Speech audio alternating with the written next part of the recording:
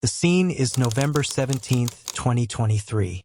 Sam Altman is sitting in the stands at the Las Vegas Grand Prix. He's surrounded by the smell of burning rubber and the scream of engines, watching million-dollar machines chase each other in circles. He checks his phone. It's a Google Meet link. Mid-race, without a single face-to-face meeting or a moment to negotiate, Sam finds out his own board of directors has just fired him. The man who had just launched the most viral product in the history of Silicon Valley was suddenly a man without a company. The people he worked with every day, the people he called friends, decided they'd rather burn OpenAI to the ground than let him keep running it. The official statement was polished, but the message was a jagged blade. Sam Altman was not consistently candid. That's corporate speak for he was lying. How did the savior of humanity end up being evicted from his own throne via a webcam? To understand why that moment in Vegas was so shocking, you have to understand who Sam Altman was supposed to be. In December 2015, a group of tech titans made a promise that sounded like a secular prayer. They were building an AI lab that would have no shareholders, no profit motive, and zero pressure to make money for investors. It was called OpenAI. Elon Musk was the primary believer. He didn't just give his name. He cut a check for approximately $100 million because he genuinely believed AI was the single greatest threat to our species. He wanted a counterweight to Google, something that answered to no one and shared everything openly. Sam Altman joined as co-chairman. By 2022, the height was dizzying. ChatGPT launched and the entire internet lost its mind. Within months, the company's valuation was being discussed in the tens of billions, eventually hitting a staggering $852 billion. Altman wasn't just a CEO. He was the de facto face of the future.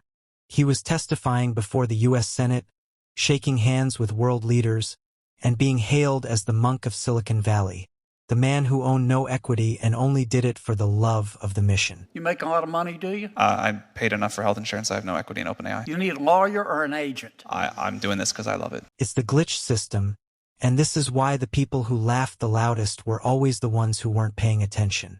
The ascent of OpenAI was built on a very specific aesthetic, the aesthetic of virtue. While companies like Meta and Google were viewed as data-hungry behemoths, OpenAI was the open alternative. But inside the halls of power, the irony sandwich was already being prepared. In 2023, Sam Altman sat before the United States Senate and said something under oath that would become the anchor of his own undoing. He said, "I have no equity in OpenAI. I paid enough for health insurance. I'm doing this because I love it." It was the perfect line. It made him look untouchable, uncorruptible.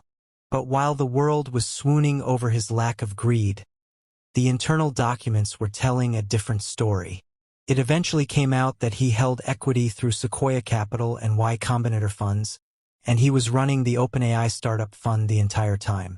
The restructuring from a nonprofit to a for-profit was being written in a way that could hand him around 7% equity, which, in a company worth nearly $1 trillion, isn't just health insurance money. It's dynastic wealth money. The hinge moment, the before and after line, happened in December 2022. Right as the world was celebrating ChatGPT's brilliance, Elon Musk noticed a leak in the boat. He realized OpenAI had been quietly using Twitter's data to train its models without his knowledge or consent. Musk didn't just send a private email, he went public. He paused the data agreement and wrote, "OpenAI was started as open source and nonprofit. Neither are still true." This was the first crack. The media's response? They laughed. They called Musk bitter, jealous that he walked away in 2018 and missed the biggest tech explosion in a decade. They framed it as a personal spat between two billionaires. But if you were looking at the receipts, Musk wasn't talking about his feelings, he was talking about the mission. The organization he funded to be a transparent nonprofit had effectively become a closed-source, maximum profit subsidiary of Microsoft. In March 2023, Musk co-signed an open letter with over 1,000 researchers calling for a 6-month pause on AI development. Altman's response was the definition of conversational authority. He dismissed the letter, saying it wasn't the optimal way to solve the problem, and then immediately hit the accelerator. He was telling the world he cared about safety while cutting the brakes. After Altman was reinstated post-Vegas, the narrative was that the good guy had won. But in May 2024, former board member Helen Toner finally broke the silence. She revealed that the board was being gaslit.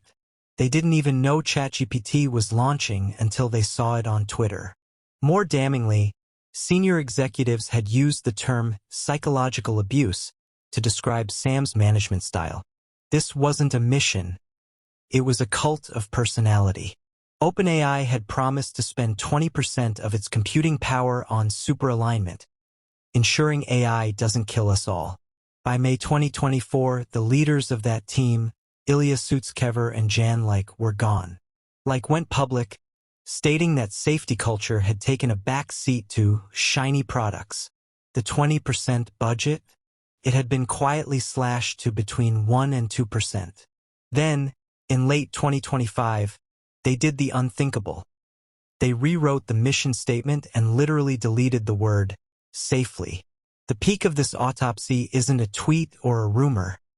It is Exhibit 43 in federal court. When Musk sued OpenAI in 2024, the legal process dragged the private electronic diary of co-founder Greg Brockman into the light. In those private entries, written while the company was pivoting to profit, Brockman wrote the most damning words in the entire saga. He wrote that if they had committed to being a nonprofit and then converted just 3 months later, it was a lie.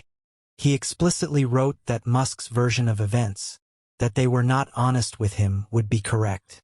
In January 2026, federal judge Yvonne Gonzalez-Rogers cited that diary directly, finding it suggested an intent to deceive. This is the emotional apex. The man the entire world called a jealous ex was actually the only person telling the truth. The prophet of AI safety was caught in a federal courtroom with his own co-founder's diary calling him a liar. We have to step back from the drama and look at the pattern. Sam Altman's story isn't just about tech. It's a culture autopsy on how we consume mission-driven leaders. We wanted to believe in the monk who lived on health insurance because it made us feel better about the terrifying power of AI. Altman's greatest skill wasn't coding. It was persuasion. He told everyone exactly what they wanted to hear until he had enough power that it didn't matter what they heard. He made his personal ambition sound like a public mission. And we let the media convince us that anyone who questioned him was just bitter. Sam Altman didn't build the future of AI. He built the future of Sam Altman and called it the same thing. As always, it's Glitch System, and I want to thank you all for watching today's video. I'll see you guys on the next one. Peace.